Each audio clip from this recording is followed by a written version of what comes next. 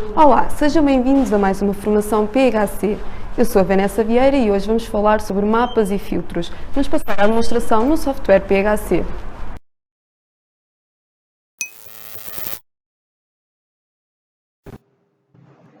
Um filtro é um conjunto de condições que limitam os registros que são observados de determinada tabela ou mapa, como por exemplo, faturação entre datas para um determinado cliente.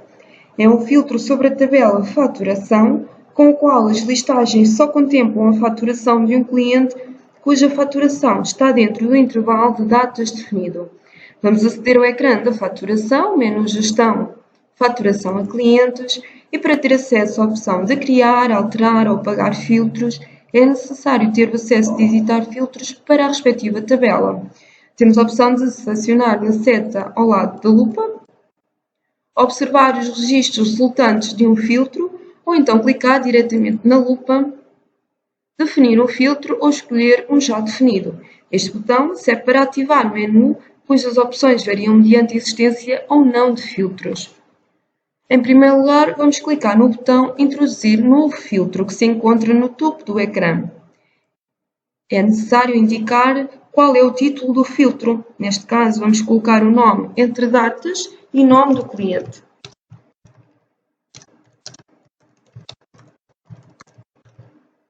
Temos a opção: o filtro apenas pode ser alterado por quem o criou. Com esta opção ativa, somente o utilizador que cria o filtro pode alterar e apagar. O utilizador que for administrador também pode apagar esse filtro. Vamos deixar esta opção ativa. É ainda possível indicar se se trata de um filtro para uso privado, para determinado utilizador. Só é apresentado ao utilizador indicado neste campo. Vamos desativar esta opção porque queremos que outros utilizadores possam usar este filtro. Seguidamente, vamos criar a expressão do filtro. Para tal, vamos clicar no botão Novo critério. Em primeiro lugar, seleciona-se o campo da primeira condição. Neste caso, trata-se do campo Nome do cliente. Pode ser pesquisado com a ajuda do teclado. Basta carregar na tecla da letra N para ver os campos a começar por essa letra. Depois de escolher o campo, deve-se definir a operação. As operações disponíveis estão nesta listagem, como podemos verificar. Neste caso, queremos introduzir qual o cliente que pretendemos. Logo selecionamos a opção Idêntico a. Para definir as variáveis dos campos selecionados, existem duas opções. Portanto, variável com o texto, onde se escreve diretamente qual o texto, ou então o valor. Ao selecionar esta opção, será pedido o valor da variável quando a utilização do filtro. Esta opção permite indicar o valor do filtro, ou seja, neste exemplo, seria possível indicar o cliente pretendido.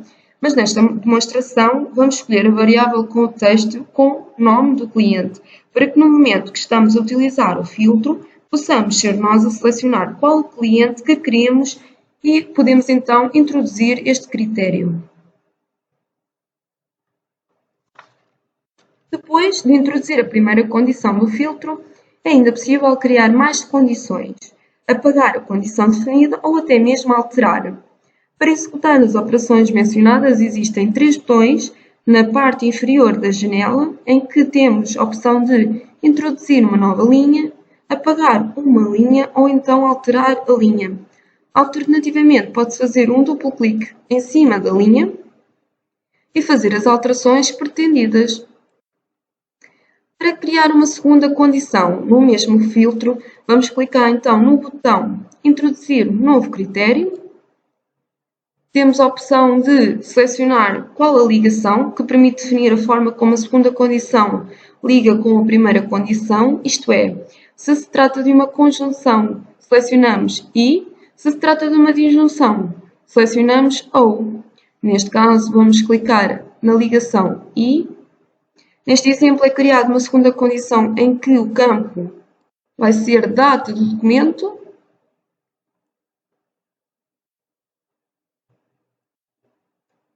A operação vai ser entre, queremos que a data esteja entre datas, e que o valor é a variável com o texto com a designação data do documento. Para terminar esta operação, basta clicar em Introduzir. Vamos gravar o nosso filtro e depois de clicar no botão gravar, já é possível utilizar o filtro definido. Neste momento, já é possível utilizar o filtro, para tal basta clicar no botão ativar e sair, fechando a janela do filtro. O filtro definido muda de cor para informar que já se encontra ativo. No entanto, caso o filtro não mude de cor, pode ser necessário gravar o documento que está a elaborar, como acontece, por exemplo, nos mapas desenhados.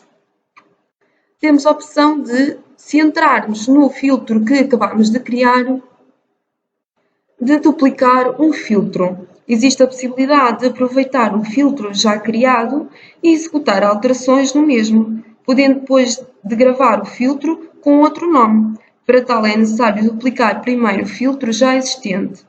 Temos a opção também de contar registros, portanto, antes de utilizar o filtro propriamente dito, é possível obter uma informação sobre o número de registros que este filtro seleciona, clicando para este efeito no botão Contar registros. Temos a opção também de observar os resultados do filtro e aqui é possível observar o resultado do filtro criado. Para tal, basta clicar no botão Ver o resultado. O que devemos ter em conta sobre a velocidade de um filtro? Portanto, a velocidade depende do número de condições que se colocam, bem como do número de registros na tabela que obedecem às condições. Assim, devemos ter em conta que, se colocarmos muitas condições, o filtro será mais lento. A velocidade dos filtros depende ainda do número total de registros da tabela. Vamos passar agora aos mapas definidos pelo utilizador. Estes mapas existem em todos os ecrãs do programa, desde clientes até fornecedores, faturação, estoques e serviços, entre outros. Tornam-se bastante úteis para ter acesso a uma listagem rápida da informação que pretende, podendo utilizar os filtros à sua escolha para a sua análise ou então criar novos filtros.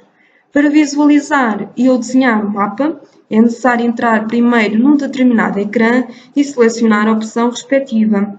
Vamos-lhe mostrar de seguida como criar um mapa definido, dando um exemplo de como criar uma listagem de faturação entre datas para um cliente no ecrã Faturação. Para isso, basta clicar no botão Mapas definidos, surge o seguinte ecrã, onde temos a possibilidade de selecionar qual é o tipo de mapa que queremos. Se é um mapa de cabeçalhos, onde estão disponíveis campos constantes no cabeçalho de um dossiê, ou então mapas de linhas e cabeçalhos, onde estão disponíveis campos do cabeçalho e das linhas de um dossiê. Para o nosso exemplo e para o resultado final que pretendemos, vamos selecionar um mapa de cabeçalhos. O utilizador depara-se com algumas opções, como por exemplo, editar ou criar. Aqui permite criar ou alterar mapas. Imprimir e imprimir por página. Permite imprimir utilizando uma impressora ou visualizar em ecrã. Temos a possibilidade de exportar os dados para Excel sob forma de tabela. Ou então criar uma listagem, onde permite ver os dados no ecrã em forma de tabela.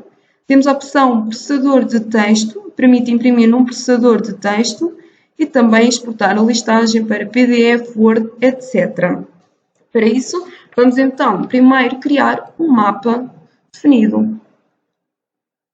O primeiro passo é então selecionar a opção Introduzir novo registro.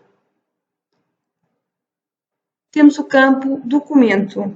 Alguns mapas, como os dos documentos de faturação, dossiês internos, entre outros, podem ser criados por tipo de documento, mas apenas quando a sua criação é feita através da opção de menu dos respectivos ecrãs. Logo, esta opção e as seguintes que lhe estão ligadas apenas se encontram disponíveis quando se acede aos mapas definidos através dos ecrãs principais.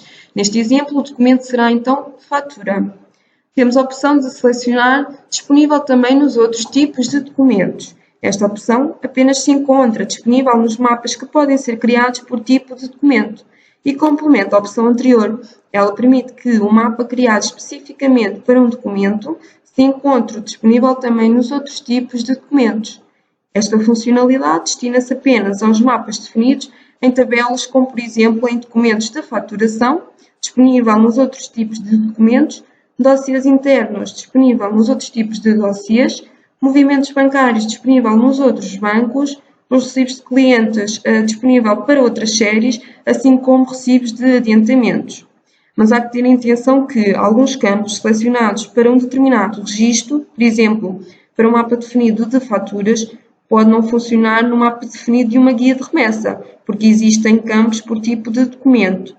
Assim, ao se definir que um mapa tem este clique ativo e ao visualizar um tipo de documento diferente de onde ele foi desenhado, alguns dos seus campos podem não produzir os resultados ou inclusive dar erro. Temos o campo título do mapa, permite indicar o nome do mapa definido. Neste caso, vamos colocar faturação entre datas para um determinado cliente.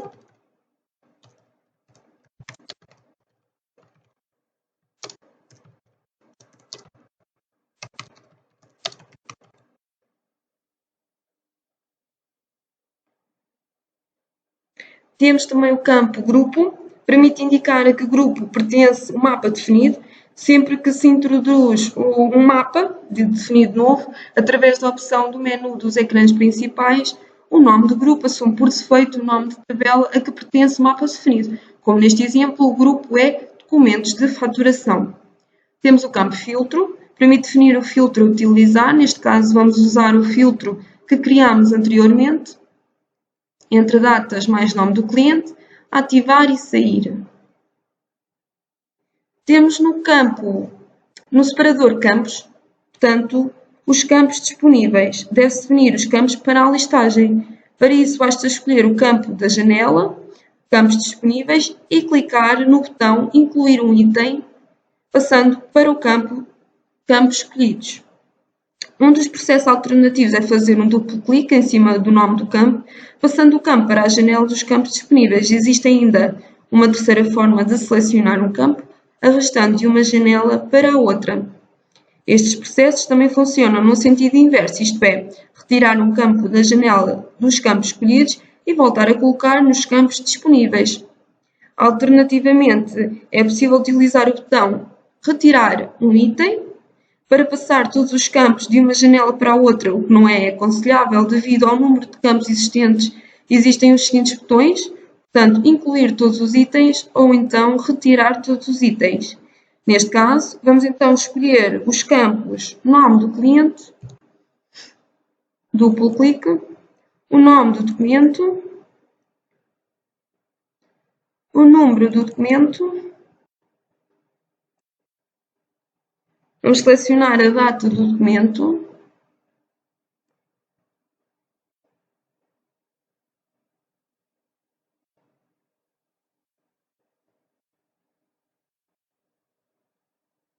Bem como a data de vencimento.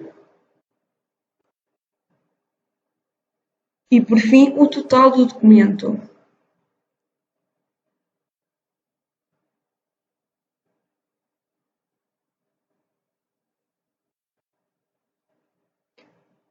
Ainda no mesmo separador, existe o botão Opções Avançadas, que nos dará acesso a algumas opções aplicáveis nos campos na listagem, como nomes de colunas, tamanho e tipo de letra, comprimento das colunas, cores de letra, etc. É, no entanto, necessário utilizar a barra de deslocação da janela. Temos a coluna que permite definir se o campo é para totalizar. Se escolher esta opção, é apresentado o respectivo total no fim da coluna. Temos também a coluna tipo totalizador, método de totalização selecionado, referente à opção anterior, e temos como opções soma, média, o menor, o maior, o desvio padrão, a variância. As opções anteriormente indicadas servem para totalizar os campos numéricos, como demonstrado. Temos ainda a coluna reset totalizador, repõe o totalizador a zero ou no fim da separação ou no fim da impressão. Ou seja, depende se o utilizador quer o total nos campos numéricos para todos os registros ou se pretende os totais por grupos. Temos ainda esta coluna que se designa por agrupamento por separação. Aqui é possível definir se o campo numérico deve ser agrupado. Se definir que não é agrupado, o que aparece na listagem será o último valor encontrado de cada agrupamento. Temos a coluna tipo agrupamento. Ao selecionar a opção anterior, indica-se neste local o critério do valor a apresentar. Estes critérios são idênticos aos totalizadores apresentados anteriormente. Temos ainda a coluna do acumulador, permite indicar se se trata de um campo do tipo acumulador, ou seja, se o valor que vai ser apresentado é a soma acumulada dos valores encontrados. A sua aplicação será útil, por exemplo, numa listagem de contas correntes, em que uma das colunas será o saldo acumulado. Temos ainda a coluna reset acumulador. Ao escolher a opção anterior, pode-se definir neste local se o acumulador passa a zero cada vez que há uma separação ou se não volta a zero até ao fim da listagem. Temos a coluna título do campo. Portanto, caso não se pretenda que o título do campo seja a informação que se encontra nos campos escolhidos, utiliza-se esta opção para dar outro título ao campo. É muito útil quando o título do campo é muito longo e a respectiva informação do campo é curta. Ao diminuir o tamanho do título do campo, já é possível colocar mais informação em cada listagem. Temos ainda a coluna do tamanho, permite definir o tamanho ou o espaço que cada campo ocupa na listagem. Neste local define-se aproximadamente o número de caracteres que aparecerá em cada coluna da listagem. Temos a coluna máscara, permite definir uma máscara para os campos numéricos que são impressos na listagem. Temos ainda o campo tipo de letra.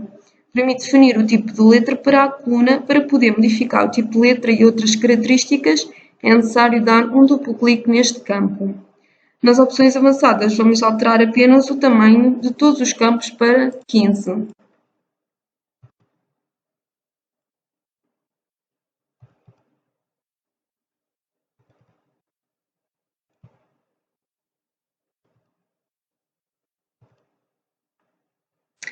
Temos ainda a opção de, no separador totais, selecionar qual é o total disponível que queremos na nossa tabela. Portanto, neste ecrã definem-se os campos para os quais se pretende obter totais. No separador totais colocamos o total do documento,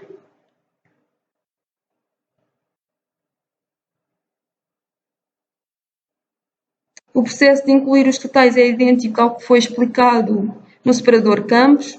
Portanto, as opções avançadas podem alterar-se algumas características dos totais escolhidos, que também são semelhantes às que já vimos anteriormente. É possível selecionar totais diferentes para cada coluna, isto é, pode-se pedir, por exemplo, que numa listagem seja visualizada a soma dos débitos, a média dos créditos e o menor valor de outra coluna. Vamos então passar agora ao separador ordenação e separação. Portanto, neste local é possível definir a ordenação dos registros a aparecerem no mapa e se há ou não separação nos dados apresentados.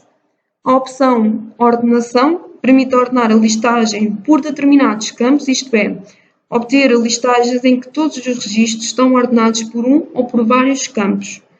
A opção separação permite separar a listagem por grupos esses que, para terem uma apresentação eficaz, deverão ser um dos campos usados na ordenação, de preferência sempre primeiro campo, ou pelo menos deverão estar na mesma ordem ou sequência que existem ordenações escolhidas.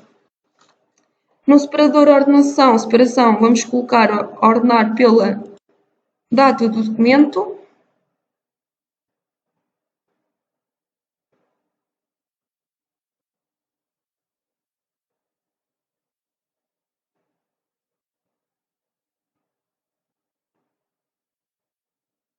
E também pelo nome do cliente. Podemos arrastar, por exemplo, se queremos que seja ordenado primeiro pelo nome do cliente. Também no grupo separação, vamos escolher o nome do cliente.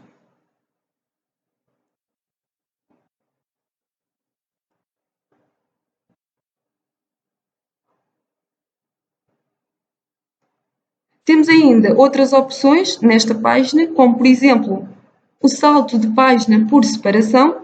Esta opção serve para definir que por cada separação deve ser impressa uma página nova. Temos ainda a opção de repor o número da página a 1 por separação.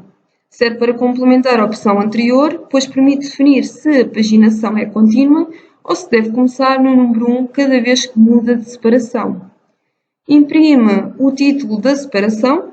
Neste exemplo, é possível observar que o título da separação vai ser impresso. Se o utilizador retirar esta opção, deixará de obter esta informação na listagem e existem, no entanto, determinadas vantagens em imprimir os títulos das separações. A primeira vantagem desta opção é obter uma separação visual entre os vários conjuntos de registros, grupos, que foram criados através da opção separação. Em segundo lugar, pode-se diminuir também o tamanho da impressão, reduzindo para esse efeito o número de colunas patente na listagem, e esta operação poderá ser executada a todas as colunas pelas quais foi feita a separação e que possuem o título de separação impresso.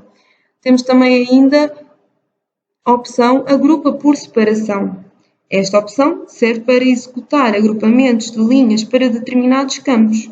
Com esta opção, é possível agrupar os dados por um determinado critério, neste caso, os campos escolhidos para a separação, e obter a informação agrupada, por exemplo, no caso, os campos numéricos. Por exemplo, se se possuir uma tabela com os dos documentos de faturação, poder-se-á agrupar essa tabela por cliente e imprimir os totais vendidos. Assim, para cada cliente sairá uma linha com as colunas que se escolheu para a listagem. Não faz sentido escolher campos de texto ou data para a listagem, pois estes não são agrupáveis, como os campos numéricos. Os critérios de agrupamento para cada campo numérico normalmente é a soma, podem ser alterados nas opções avançadas na página da separação do separador campos. É também de notar que para executar um agrupamento é obrigatório que exista uma separação. Temos ainda o separador Opções Avançadas no mapa. Esta página permite ao utilizador definir uma série de opções, tais como imprimir a cores. Permite definir se imprime a cores ou não. Temos a opção também de imprime valores negativos a vermelho. Portanto, esta opção, quando ativa, permite que os valores negativos possam surgir a vermelho. Esta opção só é possível utilizar quando a opção anterior está ativa. Imprime em último uma coluna em branco. Após a impressão de todas as colunas, imprime uma coluna com uma linha em branco. Nesse local é possível registrar as observações sobre cada linha da listagem. Temos também a opção Altura Automática para campos alfanuméricos. Permite expandir na vertical os campos alfanuméricos do tipo texto longo. Temos ainda a opção Utilização Privada. Define se este mapa é de utilização geral, se todos os utilizadores da aplicação podem usar, ou então se é de um utilizador. Temos a opção de cópias, serve para discriminar o número de cópias que pretende imprimir. O destino permite indicar a impressora para a qual vai ser enviada a impressão. O tipo de letra por omissão para a separação.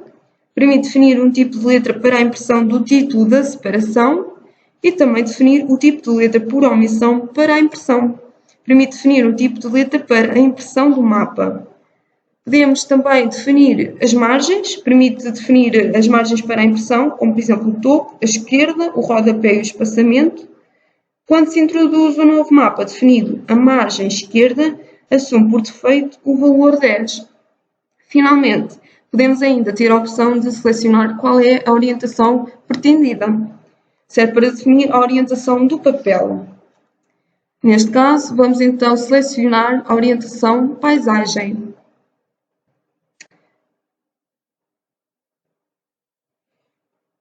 Tendo as opções todas alteradas consoante o utilizador desejou, vamos então gravar as alterações. Vamos prever para ver qual é o formato do resultado final do nosso mapa.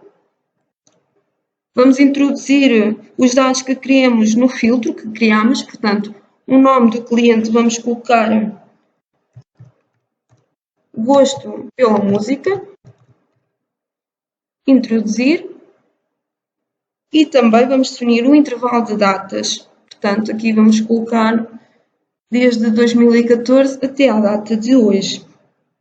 Vamos introduzir. E cá está o mapa pretendido. Qualquer alteração efetuada ou que queremos efetuar posteriormente à previsão poderá ser feita alterar as definições que previamente fizemos. Temos então aqui a ferramenta que nos permite fazer a ligação dos filtros aos mapas definidos pelo utilizador e com esta informação damos por concluída esta formação.